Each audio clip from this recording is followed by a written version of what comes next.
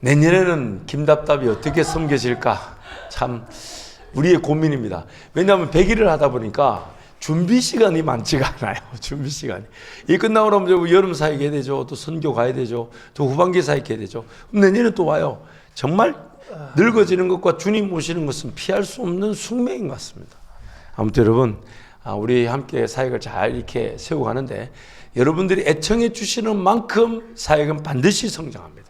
그래서 주변에 많이 홍보해 주시되 특히 초신자들 또 우리 교회 새롭게 오신 분들이 김답답을 많이 들어주세요.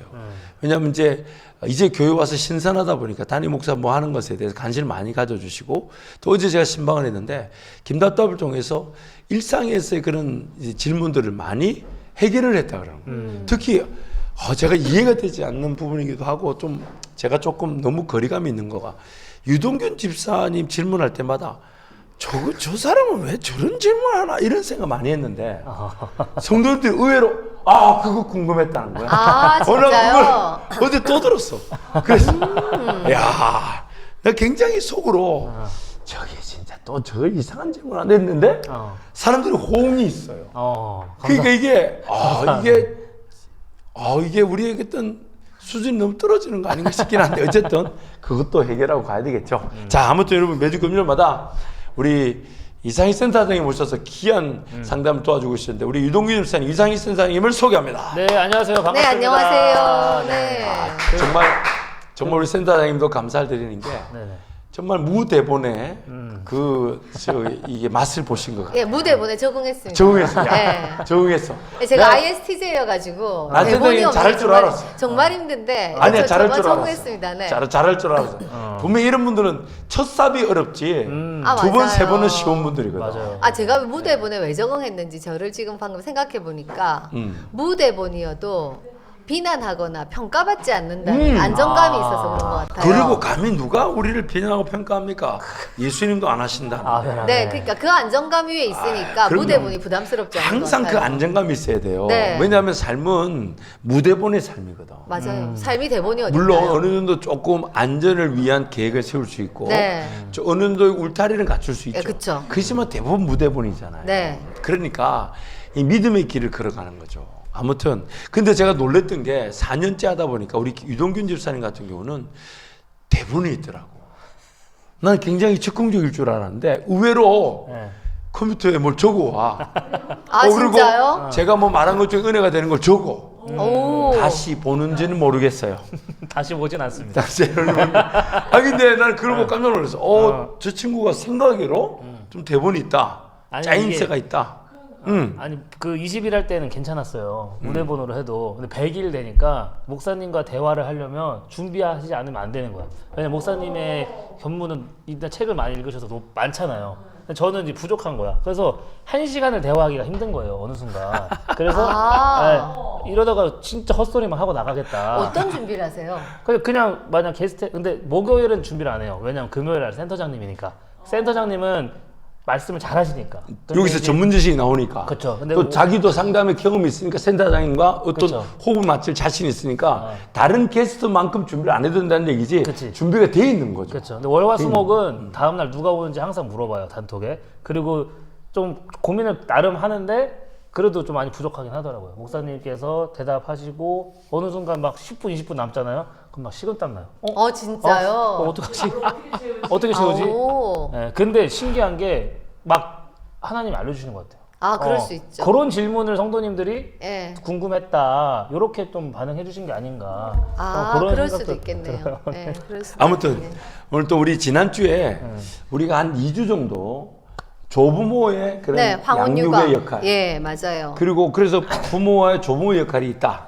근데 이제 조부모 역할 중에 좀 연구해야 될 부분이 필요했었던 게 있었는데 그래서 센터님 조금 연구해 오셨는데 그 내용이 뭐죠? 연구 결과를 이제 알려드리기로 했었죠. 네. 왜냐하면 유동균 집사님께서 뭐라고 물어보셨냐면 이 황혼 육아가 삶의 만족도를 높이는지, 황혼 육아를 하는 노부부들의 행복도가 어떤지 이게 궁금하다고 말씀하셨었죠. 지난번에. 네네. 그래서 제가 그걸 이제 이제 그거 지난주에 놓치고 요번 주에 이거 말씀을 드리기로 했는데 여기에 대한 연구들은 꽤 많은 걸로 알려져 있네요. 그래서 2019년에 했던 어떤 연구를 보면 여기서 이 연구가 재밌는 게 국내에서 노후 보장 패널 데이터라는 걸 활용해서 손자녀를 돌보는 노인하고 돌보지 않는 두 집단의 삶의 만족도를 비교를 했더라고요. 그 확실히 부여됐겠네. 우리가 기대하는 거잖아요. 근데 손자녀를 돌보는 노인이 심리 상태가 더 안정적이고 일상생활 기능이 더 좋고 가족 관계 만족도가 더 높았대요. 아유, 사람 전반적으로 다 좋은 거네요. 예, 그랬다네요.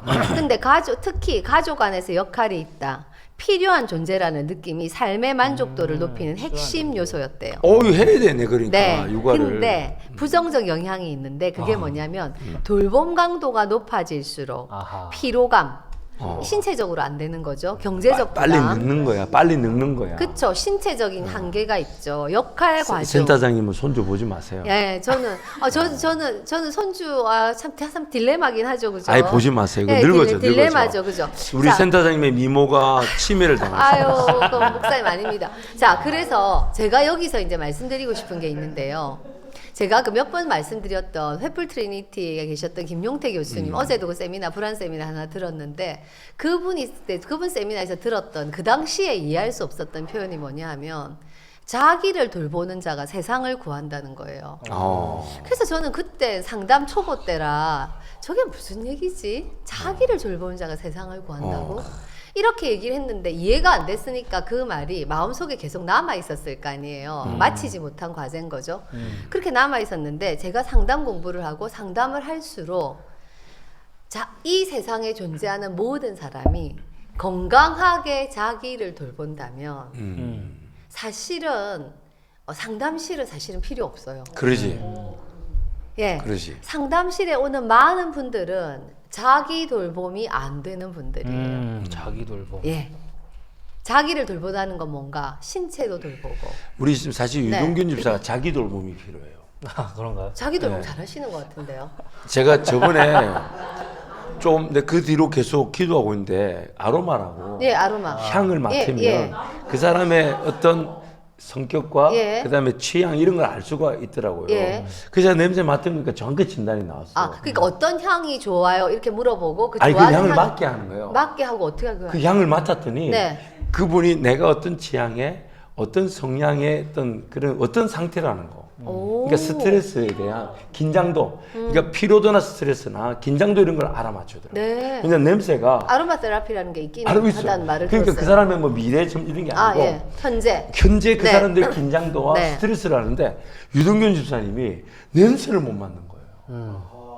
나는 냄새가 좋았는데 저 사람 그래서 그게 비염이 아닌 게 네. 냄새가 비염이면 다 못 맡아야 되는데 어떤 건 맡고 어떤 건 냄새가 안 난다더라고. 그걸 들으면서 너무 가슴이 아픈 거야. 그때 이제 그 아로마 그 테라피 이유가 뭐래요? 자기가 억눌려 있는 거지. 아. 이제 유동균 집사님 사실 제가 김답답을 하자 했을 때 임기응변적 재치가 뛰어난 사람이에요. 그럼요. 머리도 좋고 네. 그리고 저하고 성향이 그 같은 이해력도 분이고 뛰어나시고. 새로운 걸 좋아하고 네. 그 수용력 좋고 예. 근데 개성이 좋아요. 예. 개성이. 그렇죠. 그러니까 조금 톡톡 튀는 질문들이 많아. 네. 자기 삶에도 그렇고 다른 사람한테 하는데 다른 사람한테 톡톡 튀는 질문하면 그 사람들이 잘 못 받아줘. 근데 내가 그건 알죠. 네. 그래서 저는 받아줄 수가 네, 있어요. 네. 왜냐면 저도 그런 기질이 네, 있으니까. 네, 그렇죠. 그래서 김대답이 좋을 줄 알았어요. 네. 근데 저 친구가 신앙 안에서 자기 나름대로 조금 어떤 환경 속에 자꾸 부딪히다 보니까 그 톡톡 튀는 걸 사람들이 이해를 못 해주니까 억눌렀나 보다. 자기 스스로 억누른 거야. 억눌렀는데 아이고야. 그 아로마 테라피를 하는데 냄새 못 맡는 거예요.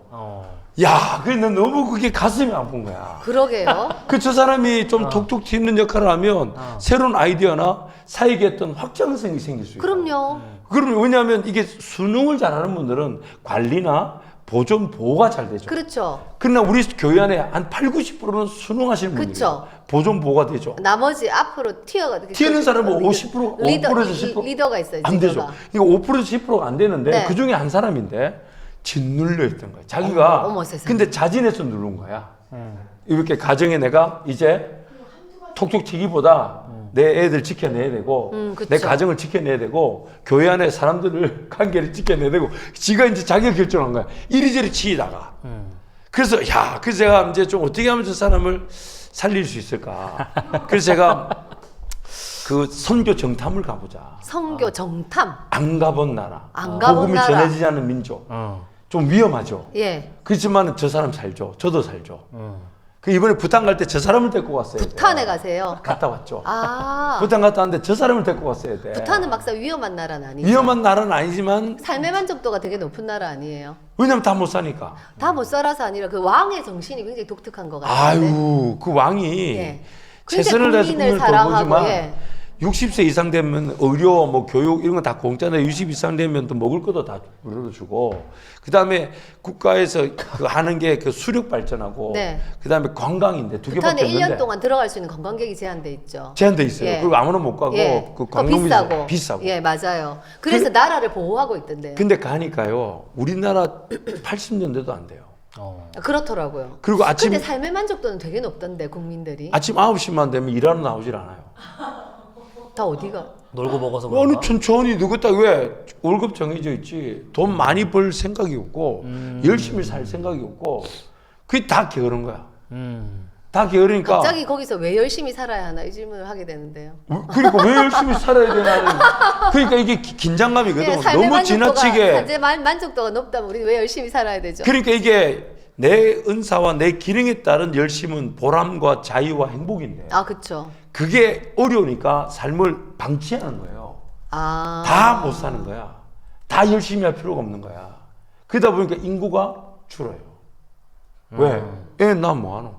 그냥 아예 그냥 뭐. 그러니까 인구가 점점 줄어 지금 그러니까 72만 일종의 명. 허무주의다. 그러니까 72만 명이죠. 지나친 그 쾌락주의는 사람을 피곤하게 하지만 허무주의는 부탄이 삶의 그렇군요. 의무를 잃어버리는 거예요. 그래서 사람들이 일하러 갔다가 다시 온다는 거야. 왜? 갔더니 그 나라의 경제 기준에 자기가 최저 소득이 되니까 네. 너무 힘든 거예요 이게. 아, 그렇죠. 비교당하지, 삶의 만족도는 떨어지지, 그쵸. 겨우 먹고 살지. 그쵸. 이럴 것 같으면 좀 덜 먹고 덜 마시더라도 네. 내 나라 가서 산다고 내 나라- 나 같은 사람 아. 80, 90% 돌아와. 그래가지고 앉아가지고 그냥 그 관광을 하는데요. 아침 9시에 갔다가 2시에 맞췄는데 다 했대. 잠깐만 타임. 저 갑자기 제 얘기하다가 부탄 가셨는데. 맞아요. 아니 제 얘기를 정리하자면 오해하실 분이 있을 것 예. 같아서 억압. 외압은 아니에요. 네, 외압은 아니다. 외압은 아니야. 스스로. 그리고 저는 지금 궁금한 게 손자녀 이 얘기가 더 궁금한 맞아요. 아, 예, 이 오케이. 얘기 좀 해주세요. 오케이. 아니 오케이. 센터장님이 또 궁금하게. 예, 맞아요. 저 부탄 TV에서 센터장님 다큐를 지금 봤어요. 약간 허무가 필요한 상황이야. 업무가 필요한 아니야. 상황은 손자녀나 아닌데. 말씀해 주세요. 예, 약간 왜 열심히 살아야 되지? 이 질문은 해볼 필요 네. 있는 것 같아요. 근데 열심히 산다는 게 네. 열심 그 자체는 힘들죠. 그렇죠. 근데 내가 좋아하는 일을 하는 건 열심히 할 수밖에 없죠. 그러니까 열심히 되는데 그거 이제 그 브레이크 밟기가 쉽지 않으니까. 네. 예, 자 그래서 이 저는 논문의 좀 브레이크가 결론은 필요하죠. 뭐냐면 적절한 수준의 황혼 육아는 삶의 만족도를 높이지만 과도한 돌봄은 삶의 질을 떨어뜨릴 수 있다. 그래서 이 상황에서 제가 이제 그 생각했던 건 황혼 육아를 하는 조부모님들도 건강한 자기 돌봄이 필요하다. 자기 돌봄. 근데 이 자기 돌봄도 자기를 돌봐온 사람이 돌보거든요. 그러지. 그럼요. 이 자기 돌봄도 연습이에요. 하루아침에 되지 예, 않아요. 하루아침에 되지 않거든요. 뭘 돌봐야 될지 모르고 어느 수준의 자기 돌봄이 이기적인 게 아니라 건강한 건지도 사실 쉽지 않죠. 이거를 돌봐야 되고 자녀들도 부모의 자기 돌봄을 허락하셔야 되는 거죠. 예, 그게 엄마 아빠가 이기적인 게 아니라 우리나라의 그 부모님들 굉장히 그 희생적이시잖아요. 희생적이고 또 이 인간은 사회적 존재이기 때문에 끊임없는 사회 비교를 하거든요. 소셜 컴패리즌을 한단 말이에요. 하는데 상대적 이 조부모님들도 서로 자기 비교를 서로 비교를 하고 그다음에 자녀들도 그런 것 같아요. 누구 엄마는 이렇게 하고 또 누구 시어머니는 이렇게 해주시고 뭐 이런 은연중에 그런 것들이 있다 보니까 이 자기 돌봄을 놓치는 포인트들이 있는 것 같아요. 자기를 돌보는 자가 세상을 구한다. 자기 돌봄만 되면 사실은 상담실은 없어져도 돼요. 그러니까 이게 꼭 조부모만의 문제가 아니라 네, 모두의 문제, 문제. 모든 존재의 문제죠. 모든 존재의 존재의 문제. 그렇죠. 자, 그 다음에 또 어떤 연구? 그러면 센터장님 그 조부모님들이 네. 황혼 육아를 하면서 네. 우리가 이런 대화를 나눈 것들을 그분들이 기준으로 삼고 네. 이것이 우리 자녀 세대와 갈등이 난다는 것은 내가 너무 육아에 네. 그 지난주에 얘기했던 대로 우리 자녀들의 육아에 내가 소위 말하는 이 그 육아를 괴롭히는 일이 되는구나. 네. 이제 이걸 깨달아야 되는 거고. 예. 또 하나가 이게 뭔가 육아를 할 때 삶의 질이 높아지는 줄 알지만 갑자기 피곤하다 네. 이런 거는 이건 내가 너 조금은 좀 돌봄을 조금 양을 줄여야 된다. 되고 나를 돌봐야 된다. 예. 그런 기준을 삼으면 예. 오히려 더 건강해질 수가 있겠네요. 그럼요. 그래서 사실은 그렇게 했을 때 조부모님들이 자기 돌봄이 안 됐을 때 결국 인간이 죄인이잖아요. 그러니까 자기 돌봄이 안 돼서 일어난 삶의 고통은 결국 타인을 비난하게 되거든요. 그 타인이 누구겠어요? 자식들이지. 대놓고 하든 자식들이지. 드러내놓고 하든 마음으로 하든 자식이잖아요. 네, 자식. 그럼 이제 관계가 깨지는 거죠. 그래서 이 자기를 돌보는 자가 세상을 구한다. 이 말 안에 사실은 굉장히 많은 그 의미가 들어있다는 거를 제가 살수록 느끼게 되긴 하거든요. 자, 그 다음에는 2022년 연구인데요. 손자녀를 양육하는 부모님들이 인지 기능이나 건강이나 삶의 만족도가 어떤가 이 보건사회연구원에서 한 연구가 있었는데 2008년부터 2020년까지 고령화 연구 패널 데이터를 분석해서 대규모 연구였죠. 12년이네. 예, 12년 장기도 13년, 됐고, 네. 그다음에 그 데이터도 굉장히 컸다고 해요. 근데 손주를 돌보는 노인은 인지 기능 유지 수준이 더 높고, 삶의 질 만족도가 높고, 자녀와의 관계 만족도도 상승한다.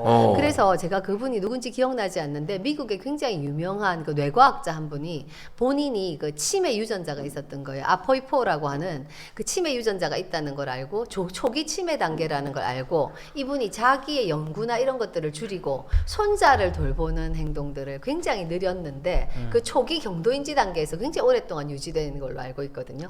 예, 그 손자들과의 상호작용, 몸을 쓰고 머리를 자기가 쓰고 치매에 대한 어떤 그 치매 그 초기가 있었는데, 있었는데 그거를 이제 자녀들 손주를 돌보는 쪽으로 좀 신경을 쪽으로 썼더니 굉장히 이게 발전이 되지 않았다. 네, 더 이상 나빠지지 않았다. 야. 오랜 기간 동안 다른 사람들에 비해서 왜냐하면 이 뇌에 굉장히 이게 다른 길로 나가는데 이제 황혼 육아하시는 분들은 요 시기에 있으니까 사실은 우리 뇌가 퇴화하지 않으려면 뇌를 불편하게 해야 된다. 계속 괴롭혀야 되지. 예, 새로운 자극, 안 먹던 음식, 안 가던 곳, 안 하던 몸의 움직임. 그래서 좋은 것 중에 하나가 악기를 배우거나 춤을 배우거나 외국어를 배우는 거잖아요.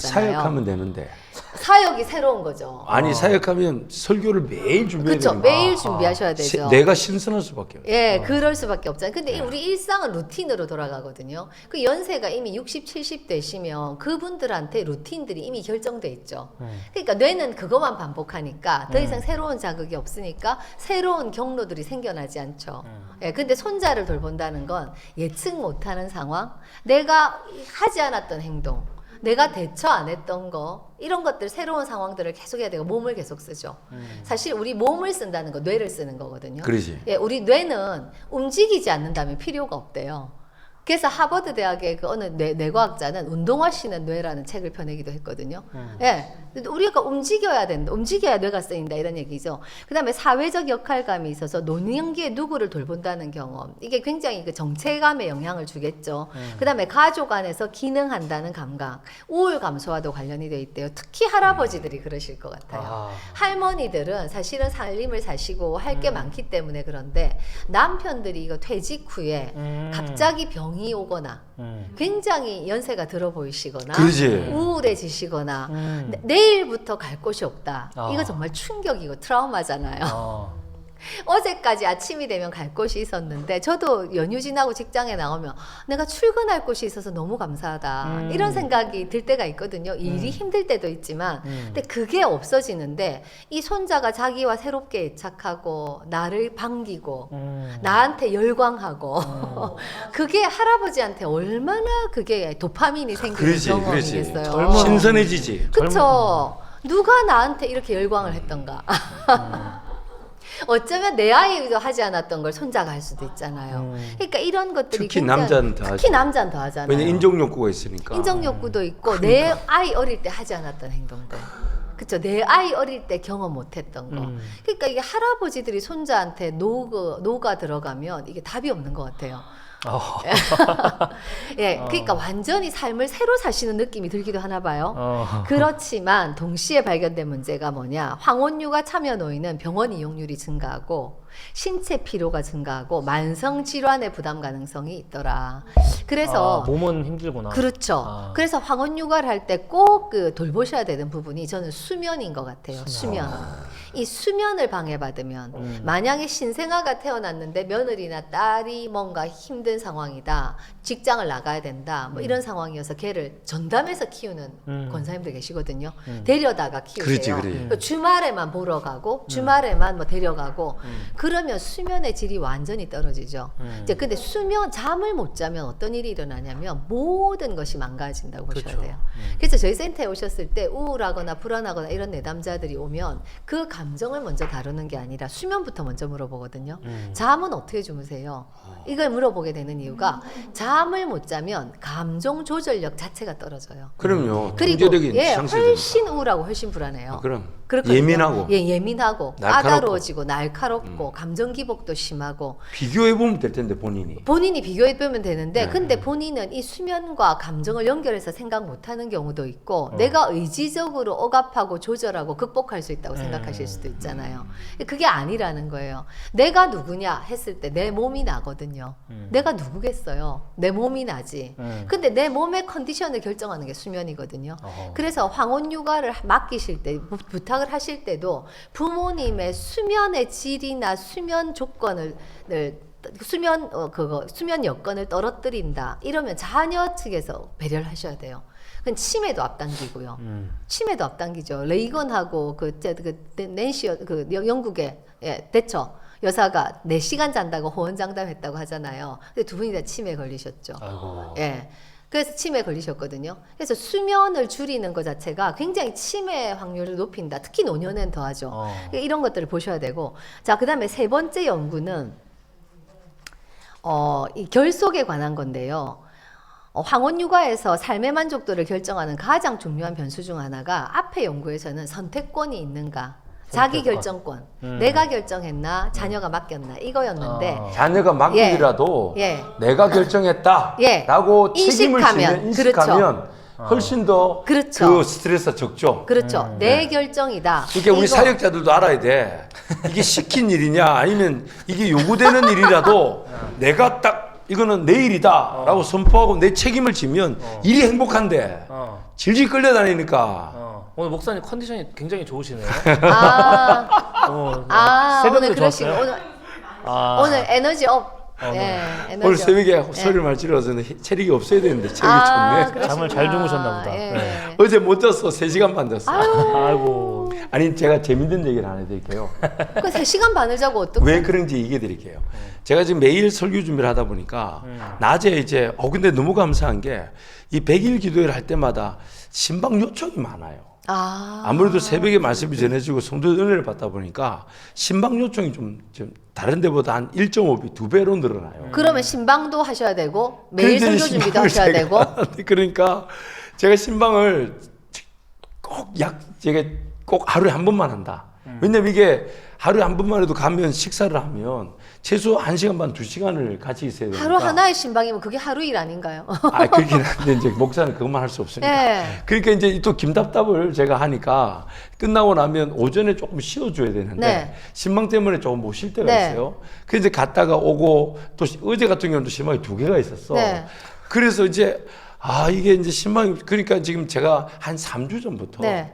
이 설교 준비가 안 되는 거예요. 네. 에너지가 다 써버렸어요. 그렇죠. 그래서 이걸 어떻게 해야 되나. 머리가 안 도는 거예요. 그래서 얘기하신 대로 머리는 수면을 하지 않으면 깨어나지 못합니다. 네, 브레인 포그 상태가 되죠. 그래서 멍한 상태. 저녁에 그냥 기도하고 예. 일찍 잡니다. 9시 반에 예. 자고 새벽 2시 반에 일어나. 그러면 그때는 사실은 수면에 굉장히 최적 타이밍이에요. 최적 타임이죠. 네, 그럼요. 왜냐하면 렘 수면 했으니까. 예, 렘 수면도 되고. 불과 4시간밖에 안 되지만 그럼요. 10시 반에 잘 때도 있어요. 예. 근데 2시 반에 일어나면 딱 렘 수면이에요. 그렇죠. 그러니까 저는 자면 진짜 1, 2초 만에 깬 것 같아. 늘 그래요. 그렇죠. 그리고 새벽 2시 반에 딱 일어나 씻고 예. 3시쯤에 딱 테이블 앉아서 예. 말씀 묵상하고 예. 그다음에 그 책들 좀 책이 지금 야고보서 한 6권 있거든요. 네. 그걸 쭉 읽어 나가면 예. 딱 40-50분이 끝나요. 예. 왜냐면 분량이라는 게 있으니까. 예. 1시간 정도를 딱 읽고 나서 설교 준비를 하면 엄청 잘 돼요. 그거 뭔지 알 것 같아요. 아니 어떻게? 그러니까. 예. 근데 50분씩 하시잖아요. 그때가 그 말씀 설교를 그 말씀 준비를 1시간 하니까. 1시간 준비하고 어떻게 50분이 나오냐? 또 단에 서면 한 20-30%는 그 순간에 또 주시는 그렇죠. 분이 있어요. 그 성령의 저는 흐름에 말하다 따라서 보면, 그렇지. 그럼요. 말하다 보면. 5분 그렇죠. 하는데 저는 1시간 준비하거든요. 근데 점점 이게 이제 성장하게 되지. 지금은 그래도. 원고를 아니 원고를 안 보는 게 아니라 내가 1시간 전에 원고를 준비를 했기 때문에 인지가 돼 네, 있지. 이미 다 내 안에 그 흐름이 다 있는 흐름이 거지. 있지. 예. 왜 1시간 전에 내가 쳤으니까. 예. 베테랑인 한잔 건가? 쳤으니까. 오늘 설교는 네. 이런 표현 하면 좀 그런가? 다음 주 월요일 거를 남겨놨어요. 네. 왜냐면 다 못했어. 아, 그러실 수도 하다 있죠. 보니까 옛날에 어떤 제가 경험했던 이제 간증 이런 걸 하다 보니까 나는 간증도 생각을 한 게 아니야. 오늘 설교하면서 그게 좀 흐름에 맞는 간증이 생각났어요. 그래서 그걸 하다 보니까 설교를 월요일 거가 남았어. 네. 그러실 수도 있겠네요. 예. 그렇죠. 그러니까 이제 예. 마치 저축 통장 그래서 보는 지금 것 같아요. 지금 그래서 신나신 거구나. 월요일 근데 날 안에서. 이걸 제가 얘기하는 게 뭐냐면 효율성의 은혜라는 게 있다. 어. 하나님께서. 그러니까 우리가 일을 열심히 하려고 하다 보니까 더 잠 안 자고 자기 안 돌보고 그게 붙들려 있는데 일이 안 되는 거예요. 그러니까 패턴에 따라서 그냥 기도하고 일찍 자고 좀 일찍 일어나서 해야지. 그러면 만약에 제가 새벽에 한 시간이면 될 일인데 그 전날에 이거 설교 준비 못했으니까 잠 안 자고 했다면 3-4시간 붙들고 있어요. 아, 그럼요. 안 됐어요. 그럼요. 효율. 그 효율성. 그렇죠. 그냥 하나님께 맡겨놓고 일을 막 열심히 잘하려는 것도 그냥 잘 때 자고 새벽기도 가고 하나님께 은혜를 구하고 일자리 딱 가면 은혜가 있단 말이에요. 효율성. 아, 근데 그게 센터장님은 뭔지. 예. 이게 이해가 안 되시죠? 예, 저는요. 왜냐면 목사님은 자고 일어나서 안 되잖아요. 안 된 상태에서도 올라갈 수 있으실 것 같은데 센터장님은 준비가 철저해야 되니까 이 준비가 안 되면 잠이 안 올 것 같아요. 저는 맞아요. 그쵸? 저는 ISTJ라 준비가 안 되면 잠이 안 오거든요. 기질 차이가 또 예, 있나? 자, 준비가 안 되면 잠이 안 오는데. 근데 정도의 차이겠지만. 예, 이제 준비가 안 되면 잠이 안 오는데, 전 사실 이 김답답을 일주일에 한 번 오잖아요. 네. 일주일에 한 번 오는데, 오면서 어떤 생각을 제가 하게 됐냐면, 믿음이 들음에서 나잖아요. 믿음이 들음에서 난다고 돼 있는데, 목사님하고 이렇게, 전 사실 설교를 듣는 것도 아니고, 다만 목사님이 이렇게 말씀을 나누시는 중에 선포하시는 걸 들을 뿐인데, 목사님의 믿음을 듣게 되죠. 제 목사님의 선포에서, 믿음을 듣고 선포에서 되자. 네. 선포해서 나오죠. 듣게 되잖아요. 네. 이거를 들으면서 제 믿음이 성장하는 게 느껴지거든요. 오, 예, 이건 제 하나님 믿음이 은혜죠. 성장하는 게 느껴지고, 하나님 은혜죠. 목사님처럼 한번 살아보면 어떨까? 네, 그쵸? 그러니까 저는 일주일에 한 번 오는데 그런 생각이 드시니, 전도사님은 매일 들으니까 오죽하시겠어요. 예, 7배일 거 아니야, 7배. 그러진 않아요. 쟤네들도 앉아서 졸고 이러기 때문에. 근데 목사님 삶을 매일 말씀하실 때 제가 뭘 느끼냐면, 이게 강한 확신이 느껴지거든요. 본인의 경험에서 나오는. 아니 잠깐만. 예, 그래서 우리 장로님 한 분이 센터장님 얘기를 들으면서 센터장님 사회생활 잘하심 아니에요. 아니에요. 그거 사회생활 멘트 아니에요. 예. 아니요. 거짓말 화이트 라이 할 수 이분 있지만. 웃기자고 한 예. 소리야. 화이트 라이 할 수 있지만 적어도 믿음에 관한 한 거짓말을 하진 않죠. 예, 이런 걸 거짓말 하진 않는데 그게 느껴져요. 그게 느껴지면서 이게 내가 어디서 왔을까? 목사님처럼 한번 살아볼 수도 있겠다라는 이 엄두가 난다는 거죠. 이게 어디서 왔을까? 이 엄두는 뭐냐 하면 저지르고 봐도 일단 하고 봐도 되나? 그럼. 하나님께 맡기고. 그럼. 예, 맡기는 믿음. 이거를 점점 이렇게 조금씩 배우게 되는? 그러니까요. 제가 오늘 설교가 그거였어요. 이 행함이라는 게 성도들은 너무 확실히 듣고 확실히 깨닫고 확실히 인도하심을 확인하고 가려고 하다 보니까 행함은 안 하고 잘못된 행함을 해요. 모래 위에 집을 쌓듯이. 네. 그래서 성도들한테 반드시 필요한 시행착오의 과정이 있는데 그게 네. 뭐냐면 하나님 나라를 위해 작은 것이라도 행하고 하자는 일이 하나님의 뜻과 방법과 때가 아닐지라도 네. 하나님 그것을 절대 헛되게 하지 않으신다는 거예요. 아, 그렇죠. 그러니까 모세가 그랬단 말이에요. 네. 자기 때 하나님의 때가 아닌데 덤볐다가 실패한 건데 네. 그러나 그는 자기를 통해 이스라엘 백성들 구원하실 것이라는 하나님의 사명을 분명히 이루고 싶었던 일이었거든. 네, 그렇죠. 그러나 하나님의 때와 방법이 아니었던 거지. 예. 그러나 하나님 모세를 포기하지 않으셨어요. 네. 제일 제일 확실한 그 케이스가 바울이었죠. 하나님을 섬긴다 했지만 예수를 따르는 자들 죽였으니까. 네. 그 하나님 바울을 뒤집어 놓으신 거죠. 네. 그러니까 우리 성도들에게 가장 큰 문제는 행함이 없는 거지. 하나님 나라를 위해 살겠다는 그 행함은 반드시 쓰임 받는다. 그러니까요. 네, 반드시. 특히 문제가 뭐냐면 그 행함을 또 할 때 내가 이거 돈 벌면 선교해야지. 그러니까 그 돈 버는 일에 행하고자 하는 것은 100% 망합니다. 선교해야 되는데 그러면 네. 지금 있는 커피값이라도 5,000원 아껴서 선교하면 되는데 그거 안 하고 내가 이 직장생활 잘해서 선교하겠다면 그 직장생활 절대 안 됩니다. 또 내 자식들 돌보고 내 가정을 먼저 살고 난 다음에 교회를 섬기겠다? 그 행함은 절대 실패합니다. 하나님께서 이런 표현 죄송한데 탈탈 털어버리세요. 탈탈. 그건 아니고 진짜 오늘 하루도 복음 전하고자 하고 사랑을 실천하고자 하고 또 누군가를 위해 기도해 주고자 하고 그런 행함들이 우리를 성장하게 하고 네, 그 성장하게 하겠죠. 그러니까 그게 열매가 없는 건 하나님의 때와 방법이 아닌 경우도 있겠지만 하나님 절대로 헛되게 하지 않으신다는 거. 그래서 행함도 시행착오의 성장을 필요로 한다. 행함도 그렇다는 네, 거죠. 행함도. 네, 그래서 제가 김답답에 나오면서 그걸 느껴요. 목사님의 믿음을 들으면서 성장하는구나. 이 부분이 느껴지고, 그렇게 살아보는 삶도 가능하겠다. 엄두가 나는. 아유, 하나님께 영광이죠. 네, 맞아요. 참 우리 성도들은 매일 든데도 안 되는데 센터장님, 아니에요. 안 되는 걸 목사님 어떻게 센터장님. 하세요? 안에서 다 성장하고 계시죠? 요 앞에 앉아 있잖아요 지금 애들. 아유, 아닐걸요? 네. 자, 그래서 본론으로 돌아가면 삶의 만족도가 높은 조부모의 특징은 자녀와의 정서적 결속감이 높더래요. 내 자녀와. 그 손자, 손녀, 엄마, 아빠하고 이 조부모가 결속감이 높은 거지. 내 자녀하고 친하더라는 거예요. 그 다음에 이 양육 역할에 대해서. 잠깐만요. 네. 손주를 봤는데 그 자녀와의 관계가 더 좋아졌다. 네. 좋을 때 만족도가 높더라는 거예요. 아, 손주 양육도 하지만 네. 그 양육 관계를 떠나서 자녀와의 관계가 좋아야 좋아야 이 만족도가 손주 높더라는. 양육도 만족도 높아진다. 네, 네, 네. 안 그렇겠어요? 그러니까 자식과의 관계가 문제네. 자식과의 관계가 문제지. 사실은 그 손주, 그 엄마 아빠하고는 내가 싸우거나 갈등 관계인데 얘는 예뻐서 보기는 해. 우리는 그런 관계를 못 견뎌요. 그 하이드의 균형 이론에 의하면 내가 내가 갈등 관계에 있는 사람의 아이를 보는 게 힘들다고요. 정서적으로. 이 쉽지 않거든요. 꼴보기 그게. 싫은 거지. 꼴보기 하이드의 균형 이론이거든요. 그게. 그럼. 예, 그거를 못 견뎌요. 우리는 그 인지 부조화를 못 견디는 존재거든요.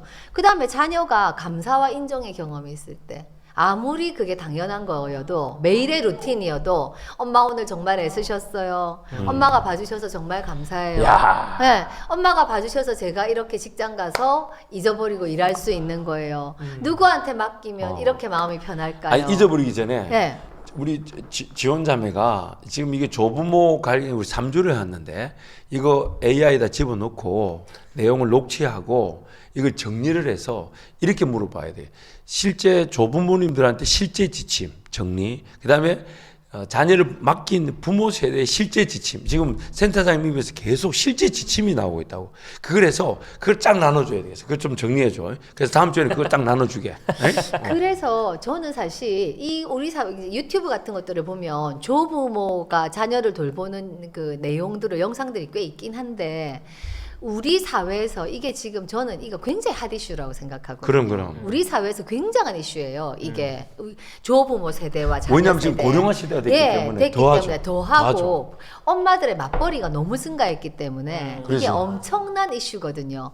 근데 이거를 각자 소견에 오른 대로 하는 것 같아요. 각자 소견에 오른 대로 하는 거지. 왜냐하면 배운 적도 없고 어떻게 해야 되는지도 잘 모르겠는데 도와주긴 해야 되겠고 뛰어들고 보는 상황. 그래서 자녀들도 그냥 맡기고 보고 부모들도 맡기니까 보는 상황인데 양쪽이 다 저는 매뉴얼이 필요하다.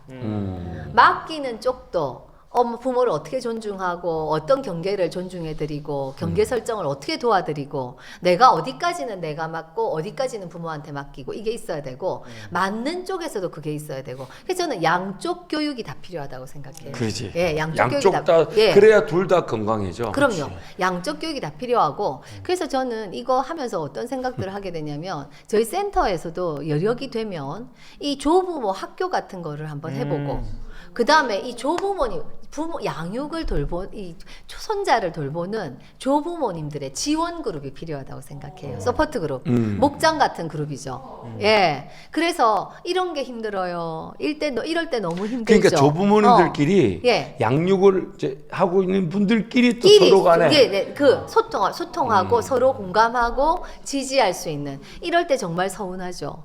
이럴 때 정말 서로 보람을 배워야 느끼죠. 되니까. 다치면 아, 그치. 그건 누구 정말 힘들지. 탓할 수도 없고 엄마 아빠를.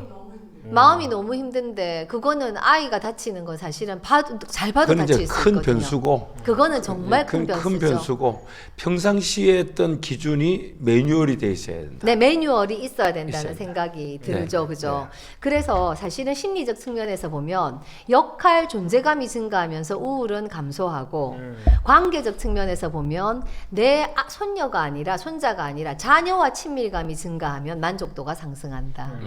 그러면 이거 어떻게 되겠어요? 사실 이 자녀와의 친밀감이라는 건 이미 생겨 있는 거거든요. 그러지.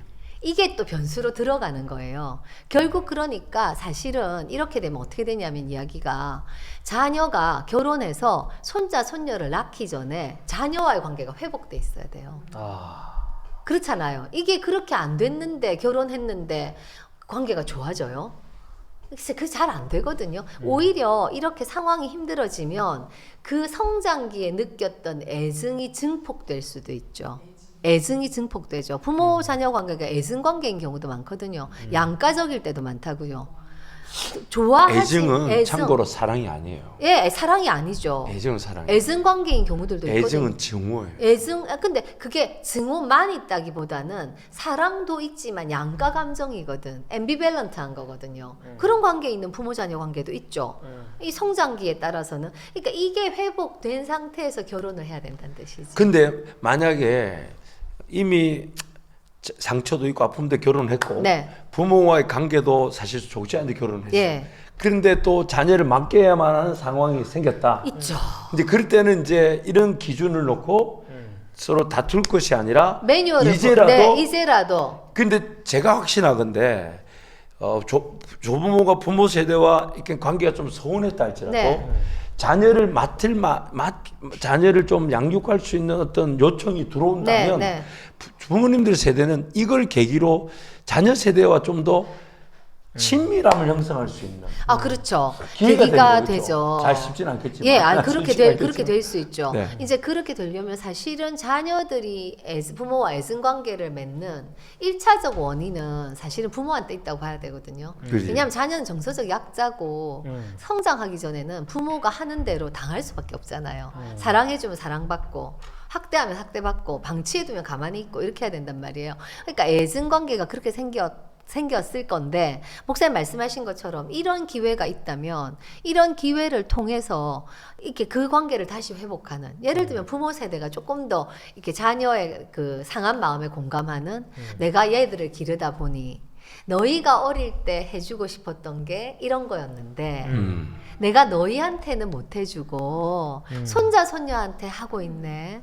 그래서 얘들이 예쁘긴 하지만 나는 손자 손녀한테 이렇게 할 때마다 어린 시절에 네 생각이 난다. 그리고 어린 너가 너무 마음이 아프다. 우리 누구 엄마가 이렇게 소홀했는데도 이만큼 자라줘서 고마워. 뭐 이런 말들은 감정을 확 풀어요. 그쵸? 그게 진심을 느끼면. 그러니까 그런 기회가 될 수도 있는데 이게 사람이 잘 안 변하잖아요. 그러니까 그런 말을 할 수 있는 마음밭이 돼야 되는 거잖아요. 그 마음이 안 되고 그 말이 어떻게 나오겠어요? AI도 아닌데. 그러니까 그 마음밭이 되려면 이게 회복의 과정이 어느 정도는 필요하고, 그래서 이런 어떤 할머니 할아버지 학교를 하고 지원 그룹을 하고 각 주제를 가지고 나누게 하고 이런 과정들이 감정을 풀거든요. 예. 그래서 저는 거기에 대한 비전을 갖게 됐어요. 이게 할머니 할아버지 저도 학교가 진짜 지금 필요하다. 대화하면서 네. 우리가 이제 그 70세 네. 이런 되시는 성도님들로만 구성된 공동체를 구성을 했어요. 네, 필요하죠. 왜냐하면 그분들의 어떤 그 역량이 너무 죽는 것 같아서 맞아요. 젊은 사람들한테 자꾸 맡겨놓으니까. 예. 근데 그분들끼리 했을 때 저는 이제 바라기는 이제 그분들만의 교회 이제 예배, 네. 그분들만 했던 봉사, 네. 그분들만 했던 사역이 생길 것인데 지금 제가 지금 센터장님 얘기를 들으면서 조금 기대치를 갖게 되는 네. 것은 이런 자기 자녀 부모 세대와 조부모 세대가 조금 이게 관계가 건강 형성되어 있지 않다 해도 네. 어차피 그러니까 손주들에 대한 양육은 그 양의 차이지 안 할 수는 없거든요. 안 할 수는 없죠. 접촉점이 맞아요. 1년에 뭐 명절에도 만나니까. 맞아요. 어떤 식으로든 하게 돼요. 그렇다면 오히려 조부모님들 입장에서 우리 그 손주들에 대한 어떤 양육의 기회를 너무 그냥 일회성 지나가는 것으로 여기지 말고 명절 때만 만나더라도 네. 어떤 손주들에게 좋은 인상을 주고 예. 또 우리 아이들이 그때만이라도 조금 우리가 좀 봐주면서 여유를 갖게 할지. 그럼요. 그리고 그것을 계기로 이 부모 세대에 좀 다가가야 됐다는 예. 전략이 있으면 좋겠고. 그럼요. 네. 그리고 또 하나는 특히 조부모 세대가 부모 세대보다도 성장을 했기 때문에 예. 삶을 살았기 때문에 예. 여유가 있고 예. 장기적인 안목으로 접근할 수 있는 능력을 가지고 있어요. 네. 그 자기 자녀 세대보다. 네, 그렇죠. 그렇기 때문에 오히려 이 부모 세대가 양육에 저는 조부모 양육이 반드시 필요한 것 같고 네. 조부모가 이 손주들을 돌보는 것으로 자녀 세대와의 관계를 더 새롭게 할 수 있겠다. 돈독하게 할 수 있는 계기가 되죠. 계기가 되죠. 그럼요. 기회가 있어요. 예, 기회가 되죠. 그리고 또 다른 접촉점이잖아요. 그렇죠. 그리고 사실 큰 상처를 만들어낼 만한 확률은 많지가 않아요. 네. 뜻밖의 변수의 사건 사고가 네. 아니면 그건 하나님 지켜주실 네. 거고 그러니까 조부모님이 어지간하면 아무리 자식이 미워도 손주를 미워하지는 않아요. 맞아요. 네. 그건 그래요. 그렇기 때문에 손주들 통해 자식 사랑이 새로워지지 않겠나. 그럴 수도 있죠. 그러니까 오히려 조부모 그 학교 네. 또 이제 자녀들과의 새로운 관계 예. 형성에 대한 학교 예. 이런 것들이 우리 지금 시니어 센터에 필요한 거예요. 저는 필요하다고 생각해요. 저는 필요하다고 생각하고 지금 이제 58년 개띠부터가 그 베이비 부머 세대잖아요. 네네네. 그 대거 이제 엄청난 은퇴 세대들이 이제 지금 있는 벌써 거죠. 하셨죠? 하셨죠. 네. 그리고 이제 정기적으로 연금을 받는 굉장히 경제적으로 안정되고 나름 또 대학 또 이렇게 학력도 높은 그렇지. 그런 시니어 세대들이 이제 또 열심히 사셨고. 열심히 살았고 그런 세대들이 이제 우리 사회에 거의 그 시니어의 주류가 지금 되기 60, 시작했잖아요. 60세 이상이 27%인가 그래요. 그렇죠. 우리나라가 네, 고령화가 급속하게 40%가 그랬나? 전 40%나 세계에서 우리나라처럼 고령화 속도가 빠른 나라는 없었다고 하더라고요. 통계를 낸 이후로. 왜냐하면 우리는 의료가 잘 돼 있잖아요. 맞아요. 다른 나라에 비해서. 예, 의료 세계 최고의 의료보험이죠. 그러니까 이렇게 얘기해 쉽게 죽기가 어렵대요. 그렇죠. 예, 그래서 평균 수명이 높아지는 곳이 요양병원이잖아요. 그러니까 지금 센터장님 이런 조부모에 대한 연구를 네. 우리가 조금 더 네. 남은 기간 동안 네. 왜냐하면 결국 제가 볼 때 키는 부모 세대가 아닌 조부모 세대가 가졌어요. 가졌어요. 왜 그쵸? 좋은 기회를 가졌어요. 예, 왜 좋은 기회를 가졌죠. 그때 어떻게 하시냐에 따라 이 내 자식과의 관계도 어떻게 되냐가 달려 있는데 또 희생만 한다고 능사가 아니거든요. 그렇죠. 그리고 또 부모 세대가 더 건강하게 성장할 수 있는 기회가 됩니다. 그렇죠. 왜냐하면 부모 세대가 되면 마땅히 따를 만한 기회가 없어요. 리더가 없어요. 건강한 리더. 그렇죠. 왜냐하면 자기네들이 건강하게 자기네들이 리더가 됐기 때문에 부모 가정을 책임져야 되고 자식을 책임져야 되고 직장 나가면 사실 그 직장 관계 속에 자기 어떤 삶을 돌볼 수 있는 리더를 만나기가 쉽지가 않아요. 그렇죠. 자기 순수 가치. 예. 그러니까 자기를 돌볼 수 있는 기회를 결국 조부모들이 줄 수가 있는 것 같아요. 그렇죠, 왜 살아봤잖아. 그렇죠. 근데 어느 순간 자식들이 조부모 얘기를 안 들으려 해요. 안 들으려고 하죠. 안 들으려 네. 해요. 왜? 그냥 부모니까 잔소리를 생각합니다. 잔소리 평생 동안 들은 들었지. 예치가 지나가지고. 그렇지만 이거는 이제 자녀 양육에 조부모님들이 자연스럽게 기회로 삼아서 제가 확신하건대 그 자녀들은 어지간해서는 상처를 받지 않아요. 왜? 의도를 가지고 뭔가 상처를 줄 행동이 아니면 아니어서. 양육 태도에서 큰 상처가 생겨요. 의도가 없었기 때문에. 의도가 없었기 때문에. 의도가 없는 것은 하나님이 치유되게 하시죠. 그렇죠. 의도가 없었다면. 의도가 없었기 때문에. 그렇기 때문에 조부모님들이 이 부분, 제가 오늘 아침에도 새벽에 오늘 우리 상담을 놓고 기도하면서 뭐 저는 이렇게 준비를 했다기보다 문득 기도가 됐는데 조부모 역할이 어디까지일까? 한계 설정도 굉장히 중요하죠. 네. 그런데 자녀 부모 세대를 좀 더 멘토링 할 수 있는 역할이 되면 더 좋겠다. 그렇죠. 네. 그럼 가장 좋죠. 가장 좋죠. 네. 근데 그거를 조부모라는 훈육 방식에 들어가면 부모들이 안 들어올 수가 없잖아요. 그렇죠. 그러니까 이 기회를 이용해야 돼요. 그렇죠. 이게 굉장히 좋은 기회죠. 좋은 기회죠. 이렇게 접촉점을 좋은 찾기는 기회죠. 쉽지 않죠. 부모들이 무조건 순종해 주죠. 그렇죠. 네. 그렇죠. 그러니까 조부모님들이 이 부분을 학교를 그래서 센터장님 조부모 학교를 좀 준비하셔가지고 그래서 저는 사실은 조부모 학교를 준비해보고 싶은 마음이 있고. 그래서 우리 교회에서 예. 준비되면 알려주세요. 예. 근데 또 기한을 정해드리지 않으면 너무 준비만 하시기 때문에 아니요, 제가 다른 거 할 게 너무 이번 많아가지고. 일주일 만에 자료를 뽑았잖아. 내가 볼 때 이번에 남은 기간 동안 이걸 하되 이걸 좀 정리하셔가지고 7월 8일 지난 9월 달에는 네. 하면 좋을 것 같아요. 9월 달에요. 7월 8일 더우니까. 내년 9월이 아니고. 무슨 소리 무슨 소리 하세요? 내년 9월이 아니고요. 이분은 저 같은 타입 안 만나면 이게 발전할 수가 없어. 그러니까 이번 9월 정도에 이제 학기가 다 개학하고 애들 조금 그 조부모 학교를 네. 제가 제 생각인데 토요일도 좋고요. 네. 아니면 수요일 날 오후도 좋고요. 네. 혹은 주일 날 네. 우리가 10시 반부터 조부모 학교를 할 수가 있어요. 네. 왜냐면 조부모님들 9시에 9시에 예배를 다 일찍 일어나셔가지고. 그러니까 센터장님 7시 예배 드리고 오시면 돼요. 네네, 오셔서 네. 그렇게 어차피 4, 5주니까. 네. 그러니까 내용량은 센터장님 정하시고 조부모 학교 준비되면 알려주시면 네. 저희 교회에서 바로 시행하도록 하겠습니다. 네, 하여튼 저는 우리는 여기에 공동체 자체가 있으니까. 여기에 저는 되게 그 소망이 있습니다. 결국은 우리가 이 세상이 잘 살아갈 만한 곳이 된다는 건 사람을 잘 키우는 데 있잖아요. 예, 거기에 엄청 역할을 하시는 게 조부모님들이죠. 그렇지. 지금은 그 역할이 엄청나더라고요. 보니까 젊은 세대가 맞벌이를 하기 때문에 그런 것 같아요. 자, 그래서 만족도가 높은 경우는 자발적 돌봄, 시간 제한이 있을 때, 배우자와 역할 분담이 가능할 때, 자녀가 감사 표현을 할 때, 경제적 부담이 과하지 않을 때, 그리고 만족도가 낮아지는 경우는 전일 양육을 할 때, 부부간의 갈등이 증가할 때, 아이 키우느라고 노년 계획이 완전히 상실돼서 꼼짝도 못할 때, 모임도 못 나가고 여행도 못 가고 아무데도 못 가다가 결국 편찮으신 권사님들 계세요. 저희 교회. 그러면 이제 그때는 치료받는다고 또 아무것도 못해. 이거는 우리가 상상할 수 있는 최악의 경우죠. 그렇죠? 아이를 돌본다고 편찮으신 건 아니지만 그 편찮으신 시기까지 아이만 돌보는 건 힘들죠. 그다음에 건강이 악화됐을 때, 그다음에 양육의 책임을 강요할 때. 그래서 포인트는 어쨌든 희생이 아니라 내가 선택한 거다. 그다음에 우리 부부 관계가 보호된다. 그다음에 경계 설정을 내가 잘 해도 괜찮다. 자녀가 내 노력을 인정하고 감사를 표현한다. 이럴 때는 만족감이 높아지지만 선택이 아니고 희생이고, 그것 때문에 또 부부 양육 태도 차이가 있죠. 그럼 부부 관계가 깨지고 경계가 무너지고, 그 다음에 자녀가 당연하게 생각하고 감사하지 않고 부족한 부분만 얘기하고 더 갖다 맡기려고 하고. 네. 그래서 이게 정말, 그런데 조부모님들이 이제 학교가 열릴 때 열리더라도 가장 잊지 마셔야 될 거는 그 손자 손녀의 부모는 그 젊은 부부입니다. 그러지. 그들의 정체성이 유지되도록 도와주셔야 될 것 같아요. 교회 보면 그 젊은 부부가 아이를 맡기면서 부모로서의 정체성도 안 갖고 있는 듯한 부부들을 보게 돼요. 마치 삼촌 같아요. 아니면 이모 같아요.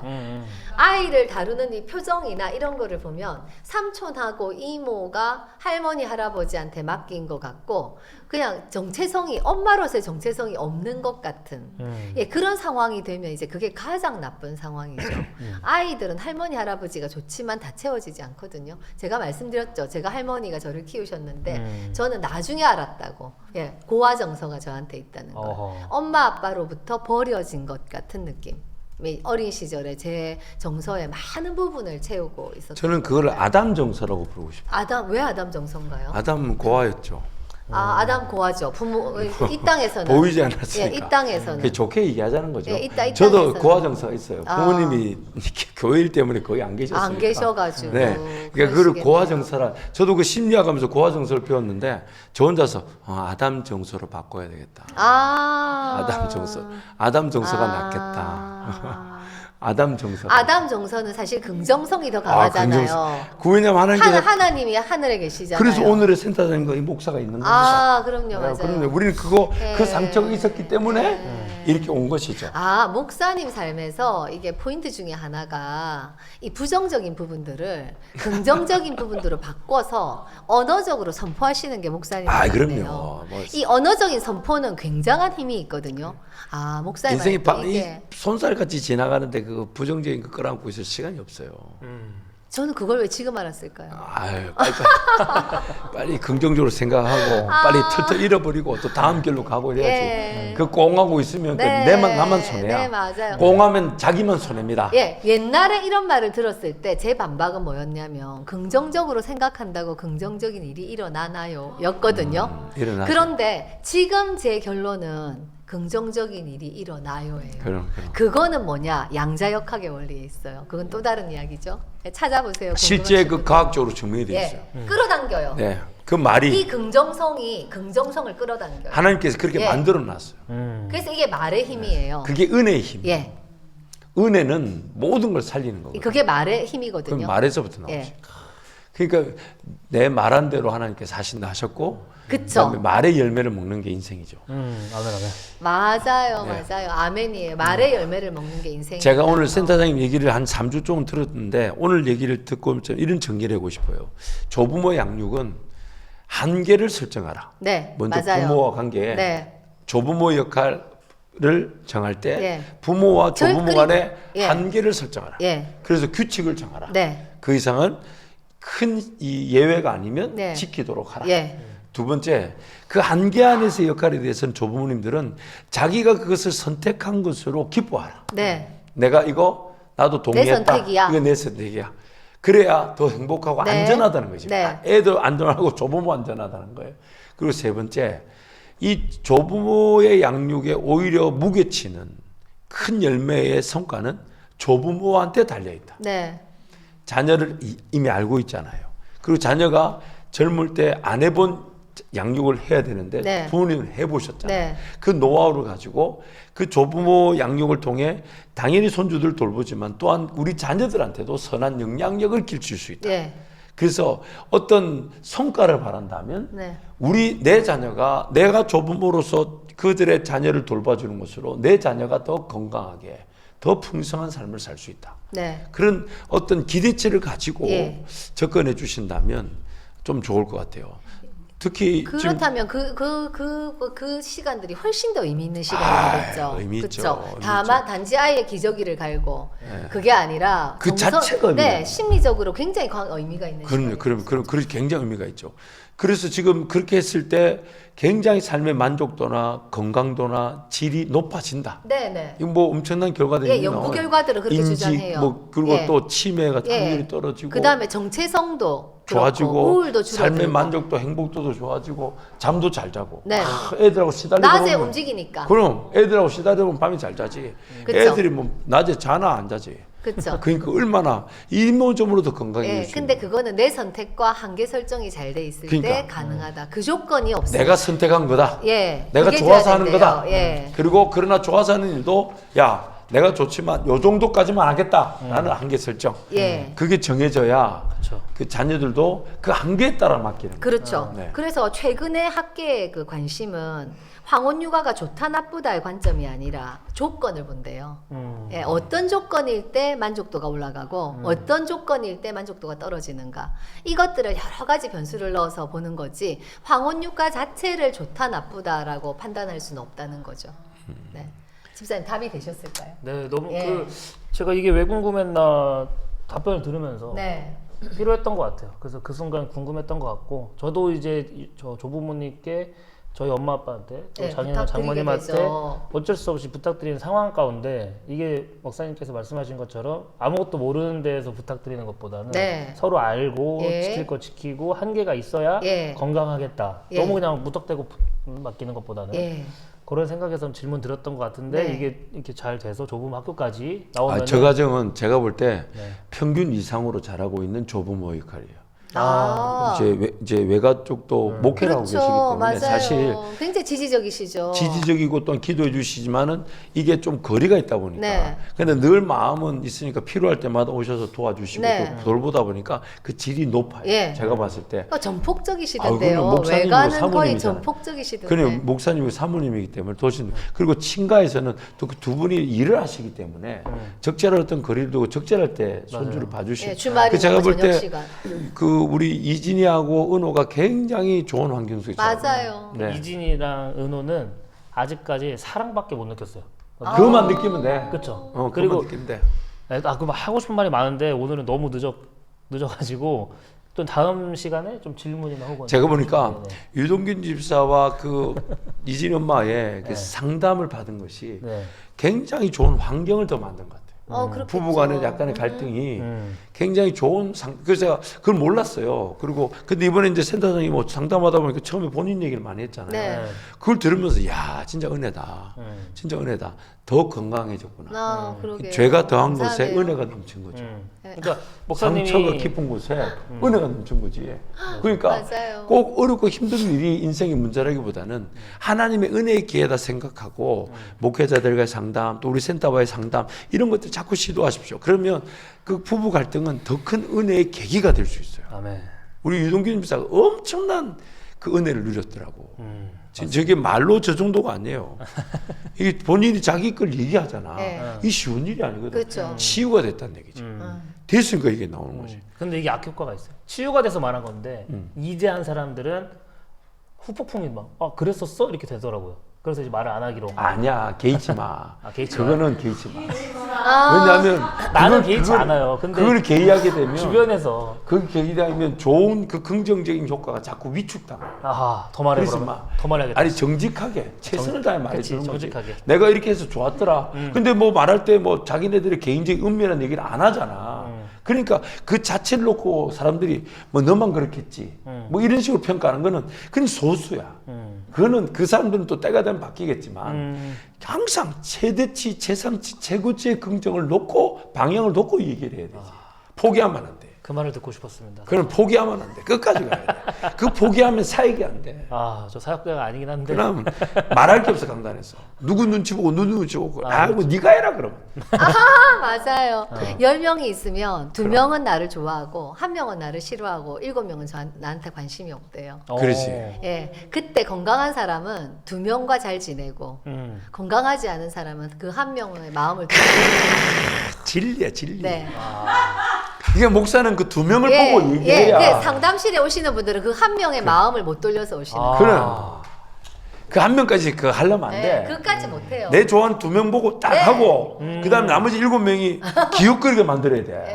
그치. 저것들이 뭐가 있는갑다. 그러면서 9명이 되고 1명이 좀 불편한 거는 중보해주고 네. 기다려주고 품어주면 네, 되고. 그건 뭐 그 사람. 그럼. 이제. 아니 목사는 그 사람 절대로 내치지 않아요. 끝까지 품고 오히려 거기서 문제가 일어나죠. 아멘, 한 명 때문에. 그럼 그걸 가지고 최선 다해 응대해주고 사랑해주고 기다리면 주님께서 가장 좋은 방향을 끌고 가시는 거예요. 그러나 2명, 7명, 1명의 그 비율은 계속 유지하면서. 그렇죠. 그럼. 2명 하나 7명. 그럼요. 그러니까 공개적으로. 은혜 받는 사람 보고 해야 되지. 예, 그렇대요. 그럼. 저는 이제 마지막으로 질문 하나 남기고 가고 싶어요. 네, 다음 네, 주에 듣고 네, 싶은데 네. 그 자기 돌봄을 하라고 했잖아요. 네. 자기 돌봄을 하기 위해서는 자기 돌보는 게 어떻게 하는 건가? 그러니까 자기 진단부터 나와야 될 것 같거든요. 그쵸. 근데 사실 목사님도 그랬겠지만 아까 말씀하셨지만 자고 안 자고 본인이 비교하면 되는데 네. 근데 저는 요즘 사람들은 자기 진단에 대해서 모르는 것 같아요. 모르죠. 내가 힘든지 네. 어떤 상황인지. 네. 그래서 이걸 어떻게 진단할까? 이게 진단할까? 아까 다음 주에 그게 궁금하시다면 자기 돌봄이라고 하면 사실 낯선 말이죠. 자기 낯선 말이기 때문에 상담적 용어이기 때문에 내담자들도 낯설어 하시거든요. 그럼 다음 주에 자기 돌봄이 필요한지 우리가 어떻게 알 수 있나? 좋다. 네, 알 수 있나? 그 다음에 자기 돌봄가 뭐 어떻게 하는 건가? 자기를 어떻게 하는 건가? 그리고 자기 돌봄도 한계가 있을 것 같아요. 한계가 있죠. 왜냐면 내가 좋다고 해서 막 끝까지 가면 안 되잖아. 그쵸. 불법을 저지르고. 나만 돌보면 안 되지. 그러니까 그 나만 선도 돌보면 안 되지. 궁금해가지고. 그러니까 최소한의 그렇죠. 자기 돌봄이 돼야 최대치의 열매가 나타나는 거예요. 그렇죠. 돌봄이 안 되면 안 돼. 그러니까 시간하고 물질하고 그다음에 몸 관리죠. 네, 결국은 그렇죠. 세 개인데 네. 그 이제 다음 주에 이제 네, 하도록 하고. 다음 주에. 자 오늘 또 우리 귀한 또 참여해 주신 분들 상품을 한번 소개하도록 하겠습니다. 우리 특별히 또 우리 김영달 집사님 쇠고기로 수고해 주시는데 우리 두 분 최혜연, 진재씨 축하드립니다. 축하드립니다. 우리가 제가 서두에 그렇게 부탁드려서 벌써 3주밖에 안 남았어요. 그래서 마지막 날은 6월 1일 월요일이 마지막 날이에요. 벌써 3주밖에 그때 셀러브레이션을 하려고 합니다. 그래서 그래서 지금까지 김다따에 한 번이라도 이상 들어오신 분들은 다 들어오셔가지고 그날은 뭐 하냐 상품을 쌓아놓고 분배하도록 하겠습니다. 어머나. 그래서 어머나. 또 물론 상품 보내주셔도 그때까지 보관해두고 분배하기도 하고 또 재정을 제가 지금 또 후원받은 게 있어서 그걸로 좋은 상품들을 제가 사서 이렇게 딱 드리도록 그렇게 하겠습니다. 그래서 김다따 참여해 주신 분들의 마무리는 거대한 상품을 나누는 시간으로 마무리를 하도록 하겠습니다. 자, 매주 금요일마다 우리 센터장님 적지 않은 시간 이렇게 준비해 오셔가지고 나눠주시고 또 다음 주에는 자기 돌봄에 대해서 또 나눠주실 텐데 귀한 수고에 감사드리고 그래서 우리 센터장님은 더 젊어지시고 더 이뻐지시고 더 건강하게 될 줄 믿습니다. 손주는 저것끼리 보라 하고 센터장님은 감사합니다. 명절에 2번만 봐도 엄청난 할머니로서의 사랑을 받게 될 줄 믿습니다. 네. 대전에 사는데 어떻게 2번만 봅니까? 그러나 센터장님 그 손주 보다가 이렇게 늙어지시면 안 되니까 급 피곤해지신 곤란하니까 자 오늘도 우리 유동균 집사님과 좋은 시간 주신 하나님께 감사드리고요. 자 오늘 저녁 금요 철야 때 깊은 기도의 자리에서 만나도록 하겠습니다. 감사합니다. 감사합니다.